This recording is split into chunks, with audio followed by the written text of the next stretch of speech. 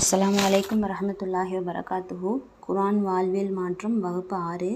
நம்ம அனைவரும் கடந்த வகுப்பில் பார்த்த பண்புகளை எப்படி சிரமம் இல்லாமல் எப்படி கொண்டு வரணும் என்று புரிந்து கொள்ளணும். இதுக்கு உதாரணமாக சொல்லணும்னா, ஒரு சில வீடுகளில் பெற்றோர்கள் எடுத்துக்கிட்டோம்னா, நம்மக்கிட்ட ஒரு செயலை பண்ணி கொடுன்னு கேட்குறாங்கன்னா, நம்ம அம்மா சொன்னால் நம்ம அது பெரிதாக அம்மா தானே அப்படின்னு அசால்ட்டாக செய்வோம். ஆனால் அத்தா சொன்னால் அவர் சொல்லிட்டாருன்னா நம்மளை திட்டுவார் அப்படின்னு பயந்துக்கிட்டு அம்மாவை விட அத்தாவுடைய வார்த்தைக்கு நம்ம பயந்து அதை வேல்யூ பண்ணுவோம். அம்மா அதே விஷயம் சொன்னாலும் அம்மா தானே அப்படின்னு நம்ம அதை செய்வோம். ஆனால் அது லேட்டாக செய்வோம். ஏன்னா அம்மாட்ட ஒரு செல்லம் இருக்கும். அத்தா ரொம்ப ஸ்ட்ரிக்டாக இருக்கிறனால அதுக்கு நம்ம பயந்துட்டு அவருடைய சொல்லுக்கு நம்ம உடனே செயல்படுத்துவோம். அது மாதிரி தான் திருக்குர்ஆனுடைய மதிப்பு நம்முடைய மனதில் ஆழ இறங்கணும். அப்படின்னா திருக்குர்ஆன் யாருடைய அதை சொல்லக்கூடியவருடைய வெயிட் என்ன அப்படிங்கிறத நம்ம விளங்கணும். அப்போ தான் திருக்குர்ஆனுடைய வெயிட் நமக்குள்ளே இறங்கும். அதாவது சொல்லக்கூடிய விஷயம் ஒரே விஷயமாக இருந்தாலும் சொல்லக்கூடிய ஆட்களின் தராதரத்திற்கேற்ப தான் இந்த விஷயத்திற்கான முக்கியத்துவம் அதை செயல்படுத்த வேண்டும் என்கின்ற ஒரு சூழலும் நிர்பந்தமும் கட்டாயமும் மனநிலையும் நமக்கு ஏற்படும்.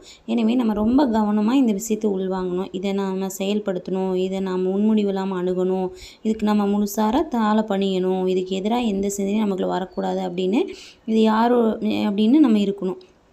அப்போ இது யாருடைய சொல் என்று நம்ம சிந்திக்கணும். ஒரு குழந்தை சொல்லிச்சா, இல்லை ஒரு பெற்றோர் சொன்னாலா, இல்லை ஒரு பெரிய பதவியில் இருக்கிற நீதிபதி சொன்னாங்களா, இல்லை ஒரு மருத்துவர் சொன்னாரா அப்படிங்கிறத நம்ம சிந்திக்கிறோம். இப்போ நம்ம ஒரு கவர்மெண்ட் ஒரு சட்டம் போட்டால் அதுக்கு நம்ம எப்படி கட்டுப்படுறோம்? ஆனால் ஒரு சாதாரண மக்கள் அதை நமக்கு ஏதாவது சொன்னாங்க அப்படின்னா நம்ம அதை கேட்க மாட்டோம். ஆனால் பூமியில் ஆயிரக்கணக்கான அரசுகள் இருக்குது. அந்த அரசுகளையே உருவாக்கியவன், அவர்களுக்கு உயிர்களை கொடுத்தவன், அவர்களுக்குள்ள ரூஹ ஊதியவன், அவர்களுக்கு உணவு தந்து இருக்கிறவன், சூரியன், சந்திரன், வானம், பூமி, கடல்கள், மலை, காற்று, நெருப்பு எல்லாவற்றையும் படைத்த பிரபஞ்ச படைப்பாளனாக பெரிய இடத்துல இருக்கிற அல்லாஹ் அவன் பேசுகிறான் அப்படிங்கிறத நம்ம உணரணும்.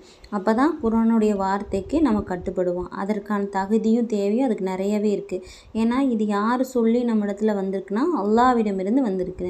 நம்ம மனசுக்குள்ளே பதிவு வைக்கும் பொழுது தான் அது நிகழும். நம்ம ஏற்கனவே பார்த்த மாதிரி மலை மீது அல்லாஹ்வால் அருளப்பட்ட குர்ஆனை வைத்தோம்னா அது தூள் தூளாக வெடிக்கிறது. ஏன்னா அந்த குர்ஆனின் எடையினாலேயோ அதனுள் உள்ள வார்த்தைகள்னாலேயோ கிடையாது. அது இறக்கப்பட்ட இறைவனுக்கு முன்னாடி நான் ஒன்றுமே இல்லைன்னு இறைவனின் அச்சத்தால் நடுங்கி நொறுங்குகிறது.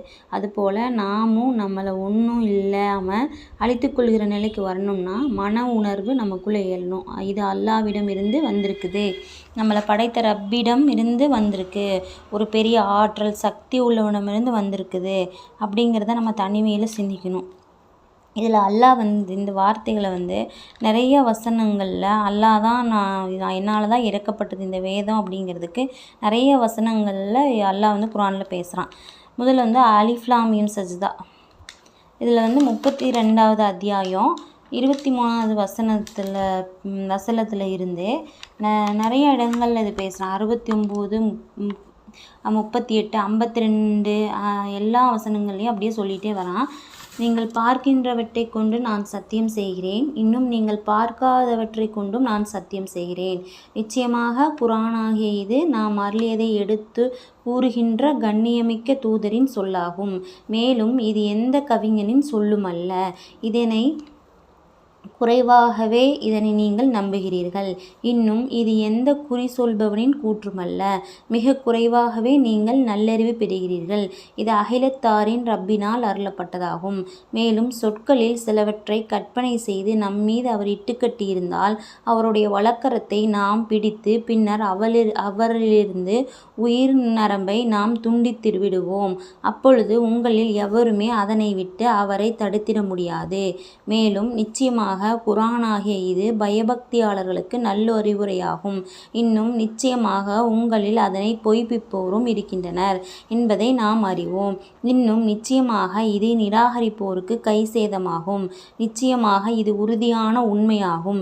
எனவே மகத்தான உம்முடைய ரப்பின் திருப்பெயரை கொண்டு நீர் துதி செய்வீராக, அதாவது தஸ்பீஹ் செய்வீராக என்று அல்லாஹ் குர்ஆனில் அல்லாஹ்வுடைய வார்த்தை அப்படிங்கிறத நமக்கு நிரூபிக்கிறான்.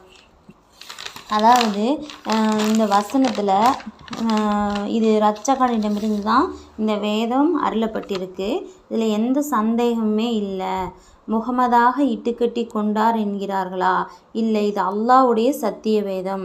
இதில் பார்ப்பவற்றின் மீது சத்தியம்னா வானம் நம்ம மேலோட்டமாக அது எந்த ஒரு வகையான தூணும் இல்லாமல் அப்படியே நிற்கிது, நீல கலரில் இருக்குது அப்படிங்கிற மாதிரி தான் நம்ம அதை உணர்ந்திருப்போம். ஆனால் அதோடைய அமைப்பு, அது அமைப்பை பற்றி அந்த படைச்ச ரப்புக்கு தான் தெரியும். அதைத்தான் அல்லாஹ் விளக்குறான். அல்லாஹ் பார்க்காதவற்றின் மீதும் சத்தியமாக அப்படின்னு. இது தூதர் வழியாகத்தான் நமக்கு கிடைத்தது என்பது புரியுது. கவிஞன் எழுதிய கூற்று இல்லை, இது குறி சொல்பவன் ஜோதிடக்காரனுடைய சொல்லும் இல்லை, இது அகிலத்தின் இறைவனிடமிருந்து வந்திருக்கு அப்படிங்கிற மாதிரி புரியுது. முகமது இது இட்டுக்கட்டி சொல்லியிருந்தா நான் அவரை வலது கரத்தால் அவரை தண்டித்திருப்பேன், அவருடைய நாடி நரம்பை துண்டித்திருப்பேன் என்று அல்லாஹ் சொல்கிறான். இறைச்சி முடையவர்களுக்கு இது படிப்பினை இருக்குங்கிறது தெள்ள தெளிவாக இந்த வார்த்தை அல்லாஹ் தான் என்று நிரூபித்திருக்கு. மேலும் 2வது அத்தியாயம் 143வது வசனத்தில் அவ்வாறே நீங்கள் மற்ற மனிதர்களுக்கு சாட்சியாளர்களாக இருப்பதற்காகவும் நமது தூதர் உங்களுக்கு சாட்சி பகரக்கூடியவராக ஆகுவதற்காகவும் உங்களை நடுநிலை சமுதாயமாக ஆக்கினோம். மேலும் எவர் தமது இரு குதிகால்கள் மீது நபியை பின்பற்ற புறக்கணித்து திருப்பி செல்கின்றார் என்பதை நாம்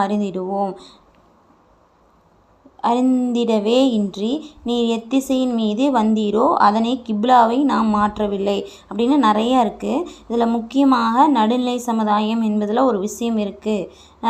என்ன அப்படின்னா, குரானில் நம்பர் ரசூலுல்லாவுடைய காலத்தில் நம்பர் போடப்படலையாமா. அதில் ஹரக்கத்து, இந்த ஜபரு, ஜீர் அந்த மாதிரி எதுவுமே கிடையாதான். 2வது வசனம் 3வது வசனம் அப்படின்லாம் சொல்கிறோம்ல, அதெல்லாம் எதுவுமே கிடையாதான். நபி அவங்க மகுத்தானதுக்கப்புறம் 50 ஆண்டுகளுக்கு பிறகு தான் ஹஜ்ஜாஜ் இப்னு யூசுஃப் ஆட்சியாளர்களுடைய காலத்தில் தான் சீர்திருத்தம் பண்ணாங்களா. அது இந்த உலக மக்களை போய் சேரணும் அப்படின்னு அதில் சீர்திருத்தம் பண்ணாங்களா. ஆனால் குரானுடைய ஓசையிலோ ஒளி வடிவத்திலையோ அதோடைய சத்தத்திலையோ அதில் எந்த சேஞ்சுமே இல்லை. அல்லாஹ் எப்படி அருளினானோ அதே நிலையில் தான் இன்றைக்கு இருக்கிறது. ஆனால் அதில் ஆச்சரியம் என்னன்னா, அந்த காலத்தில் நம்பர் ஹரக்கத்துலாம் இல்லை. சூரா பக்ராவில் 286வது வசனத்தில் நடுநிலை சமுதாயம் என்று அல்லாஹ் மென்ஷன் பண்ணியிருக்கான். அது நடுநிலையில் இருக்கான்னு பார்த்தா கரெக்டாக சூரா பக்ராவுடைய நடுவில் வருது அந்த வசனம். இது அல்லாஹ் நமக்கு காட்டக்கூடிய தெளிவான சான்றுகளில் ஒன்று. ஏன்னா நான் தான் இந்த குரானை இறக்கி வைத்தேன், இது என்னுடைய வேதம் அப்படிங்கிறது தெளிவாக புரியுது. யாராலையுமே அது கரெக்டாக மையப்பகுதியாக அதை கொண்டு வைக்கவே முடியாது. அது அல்லாஹ்வால் மட்டும்தான் முடியும். 33வது அத்தியாயம் 4வது வசனத்தில் எந்த மனிதனுக்கும் அவனது உட்புறத்தில் அல்லாஹ் 2 இதயங்களை அமைத்திடவில்லை. இன்னும் உங்கள் மனைவியரை அவர்களிலிருந்து தன் மனைவியை தன் தாய் போன்றவள் என்று கூறி நீங்கள் இஹார் என்னும் விவாக விலக்கு செய்கிறவர்களை உங்களுடைய உண்மை தாய்களாகவும் அல்லாஹ் அவன் ஆக்கவில்லை. இன்னும் உங்களது வளர்ப்பு பிள்ளைகளை உங்கள் புதல்வர்களாகவும் அவன் ஆக்கவில்லை. அவை உங்கள் வாய்களால் நீங்கள் மொழிந்திடும் வெற்று சொல்லாகும். இது இதில் அல்லாஹ் சொல்கிறான், ஒரு மனிதனுக்கு 2 உள்ளம் கிடையாது. ஒரு மனிதனுக்குள்ள உள்ளத்தில் இஸ்லாமும் இறைமறுப்பும் 2ம் ஒன்றா இருக்க முடியாது. இறைவன் ஒருவன் தான்னு நம்ம அதை கண்டிப்பாக உறுதியாக சொல்வோம். அவனுக்கு இணை வேறு எதையும் ஏற்றுக்க மாட்டோம். அப்படி நம்ம ஏற்றுக்கிட்டோம்னா நம்முடைய ஈமான் கொஞ்சம் கூட கிடையாதுன்னு அர்த்தம். அதாவது சூடான ஐஸ்கிரீம் அப்படின்னு நம்ம சொல்லுவோமா? இல்லை. எனவே ஒரு மனசுக்குள்ளே 2 எதிர்மறையான பண்புகள் ஒன்றிணைய முடியாதுங்கிறது புரியுது நமக்கு. அப்புறம் மனைவிமார்களை பற்றி பேசுது. அந்த காலத்தில் ஒரு வழக்கம் இருந்துச்சான், தன்னுடைய மனைவி நீ என்னோட அம்மாவை போல் இருக்குன்னு சொல்லுவாங்களாம். ஆனால் டைவர்ஸ் பண்ணிடுவாங்களாம். ஆனால் கூடவே வச்சுக்குவாங்களாம், அனுப்பவெல்லாம் மாட்டாங்களாம். அம்மாவுடைய முதுகு போல் உன் முதுகுன்னு சொல்லுவாங்களாம். இது ஒரு வகையான விவாகரத்து, ஆனால் விவாகரத்து இல்லாத மாதிரி வருது. இது 2க்குமே இடைப்பட்டதாக இருக்குது. இந்த இதில் ஒரே இடத்துல அம்மாவும் மனைவியும் ஒரே இடத்துல வைக்க முடியுமா அப்படின்னு அல்லாஹ் வைக்க முடியாது அப்படிங்கிற மாதிரி அல்லாஹ் சொல்கிறான். மனைவி பார்த்தா அம்மா மாதிரிங்கிற, அம்மாவை பார்த்தா மனைவி மாதிரிங்கிற, அம்மா தான், மனைவி தான். இது 2 வேறு 2 ஒன்றுனா நினைக்க முடியாது அப்படின்னு சொல்கிறான். இதில் நமக்கு என்ன விளங்குதுன்னா, அம்மா தான், மனைவி தானா, அம்மாவோட இடத்துல மனைவியை வைக்க முடியாது, மனைவியோட இடத்துல அம்மா வைக்கணும் அதுங்கிறது புரியுது. அப்புறம் தத்தெடுக்கிற பிள்ளைகளை பற்றி சொல்கிறான்லாம். நமக்கு பிறந்த குழந்தை தான் நம் குழந்தை. தத்தெடுத்தோம்னா நம்ம வளர்ப்பு பிள்ளைங்கிற மாதிரி அல்லாஹ் சொல்கிறான். நம்ம என்னதான் வந்து நம்ம தத்தெடுத்து வளர்த்து அது புள்ள தான் அப்படின்னு நம்ம மறைச்சி வச்சாலுமே அது நம்ம பிள்ளை ஆகாது. அது என்னதான் இருந்தாலும் அது அடுத்தவங்களுக்கு பிறந்ததுனால அல்லாஹ் வந்து அது வளர்ப்பு பிள்ளை தான், நீ வந்து ஒரு மன மேவுதலுக்காக மன நிம்மதிக்காக நீ அதை வாயளவில் சொல்லிக்கிறேங்கிற மாதிரி அல்லாஹ் சொல்கிறான். அதுதான் இதில் புரியுது. என்னென்னா இப்போ இந்த வசனத்தில் ஒருத்தனுக்குள்ளே 2 முரண்பட்ட விஷயங்களை எடுத்துக்கொள்ளக்கூடிய பண்பை ஒரு மனிதனுக்குள்ளே வைக்கல அப்படின்னு விளங்குது. மேலும் குரானில் ரசூல் என்ற ஆணையும் நிசா என்ற பெண் என்று குரானில் குறிப்பிடுவாங்களாம். மனிதன் என்று அல்லாஹ் சொன்னாலும் பல இடங்களில் அது ஆணைத்தான் குறிக்குமா. ஆனால் இந்த வசனத்தில் ஆணுக்கு கல்பை அல்லாஹ் ஏற்படுத்தவில்லை, அவனுடைய உடலுக்குள்ளே அவனுடைய உள்ளத்துக்குள்ளே இல்லைன்னு சொல்கிறான். அதில் ஆணுக்காக சொல்கிறான்னு நம்ம நினைப்போம். ஏன்னா பெண் குறிப்பில்னால நம்ம ஆராய்ந்து பார்த்தோம்னா பெண்ணை குறிப்பில்லை, அப்போ ஆணுக்கு தான் சொல்லியிருப்பான்னு நம்ம நினச்சோம்னா அப்படி இல்லை. பெண்ணுக்கு வந்து மாதமாக இருக்கும்போது 4 மாதம் வரைக்கும் ஒரு உயிர் உண்டாயிருக்கும், ஒரு உயிராக இருக்கும். அது 4 மாதத்துக்கு பிறகு தான் அந்த குழந்தை வந்து ஜெனிச்சு குழந்தைக்கு தனியாக கல்பு உண்டாயிருக்கும். அப்போ பெண்ணுக்குரிய கல்பு ஒன்று, அந்த குழந்தைக்குரிய கல்புன்னு அப்படின்னு 2 வகையான கல்பு அங்கே இருக்குது. எனவே தான் அல்லாஹ் ரஜூல் என்கிற சொல்லை வந்து பயன்படுத்தியிருக்கிறான். எனவே எந்த ஒரு மனிதனாலும் எந்த ஒரு உயிர்களாலும் இந்த மாதிரி நுணுக்கங்களை கண்டறியவே முடியாது. இதை பற்றி நம்ம என்ன விளங்கணும்னா அல்லாஹ்வை தவிர வேறு யாராலும் இதை இப்படி ஒரு விளக்கத்தை தரவே முடியாது. இந்த வேதம் அல்லாத இறக்கப்பட்டு இருக்கிறான் என்று நமக்கு இந்த வேதம் வந்து அல்லாஹ்வால் இறக்கப்பட்டிருக்காங்கிறத நமக்கு தெளிவாக புரியுது.